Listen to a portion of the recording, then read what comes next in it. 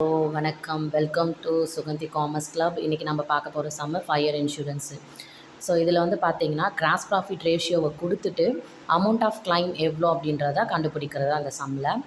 So இதில் வந்து பார்த்தீங்க அப்படின்னா 15/6/2019 ஒரு கம்பெனியில் வந்து ஃபயர் ஆகிருக்கு. ஸோ அதில் ஸ்டாக்கோட வேல்யூ வந்து பார்த்திங்கன்னா 4500 வேல்யூ வந்து சேவ் பண்ணியிருக்காங்க. அடுத்தது 1/4/2019 அந்த கம்பெனியோட புக்ஸை வந்து டிஸ்க்ளோஸ் பண்ணியிருக்காங்க. ஸோ அப்போ அந்த ஸ்டாக்கோட வேல்யூ வந்து பார்த்திங்கன்னா 36,750. So date of purchase, so அதே டேட்டில் அவங்க எவ்வளோ பர்ச்சேஸ் பண்ணியிருக்காங்க அப்படின்னா 1,04,940. சேல்ஸோட வேல்யூ 1,56,500. ஸோ லாஸ்ட்டு 5 இயர்ஸ்னுடைய கிராஸ் ப்ராஃபிட்டை வந்து அவங்களே கொடுத்துட்டாங்க 36%. ஸோ என்ன கண்டுபிடிக்க சொல்லியிருக்காங்க அப்படின்னா calculate the claim to be made. So எவ்வளோ வந்து நம்ம கிளைம் பண்ணணும் அப்படின்றத கண்டுபிடிக்கணும். ஸோ இங்கே வந்து பார்த்திங்கன்னா கிராஸ் ப்ராஃபிட் ஆன் சேல்ஸ்ன்னு கொடுத்துருக்காங்க.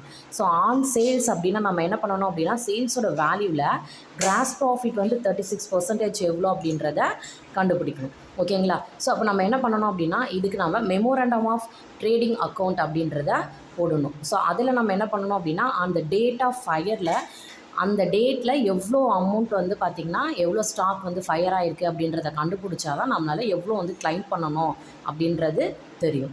ஸோ இப்போ மெமோரண்டம் ஆஃப் ட்ரேடிங் அக்கௌண்ட்டை போட போகிறோம். ஸோ அப்போ when gross profit ratio is given, so அவங்க கொடுத்துட்டாங்க. அப்போ மெமோரண்டம் ஆஃப் ட்ரேடிங் அக்கௌண்ட் போட போகிறோம் 1/4/2019.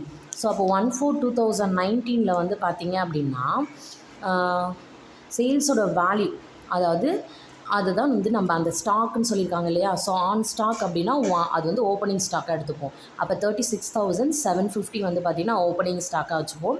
ஸோ பர்ச்சேஸ் வந்து பார்த்திங்கன்னா 1,04,940 கொடுத்துருக்காங்க.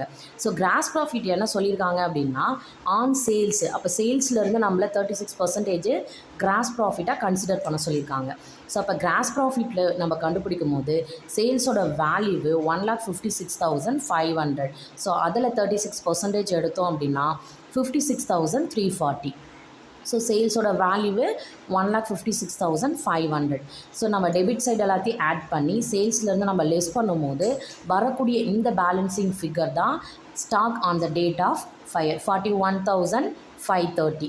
ஸோ இது வந்து டேட் ஆஃப் ஃபயர், அந்த டேட்டில் ஃபயர் ஆன ஸ்டாக்கோட வேல்யூ. ஸோ இப்போ நம்ம calculations of amount of claim நம்ம கண்டுபிடிக்க போகிறோம். So stock on the date of fire வந்து பார்த்திங்க அப்படின்னா எவ்வளோ கண்டுபிடிச்சோம் அப்படின்னா 41,530.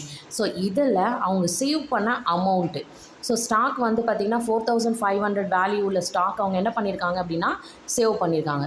ஸோ அதை நாம் அந்த டேட் ஆஃப் ஃபயர் வேல்யூவிலேருந்து சேவ் பண்ண அமௌண்ட்டை நம்ம லெஸ் பண்ணும்போது கிடைக்கக்கூடிய இந்த வேல்யூவை தான் நம்ம என்ன பண்ணணும்னா கிளைம் பண்ண போகிறோம். ஸோ அப்போ அமௌண்ட் ஆஃப் கிளைம் வந்து 37,030. தேங்க்யூ.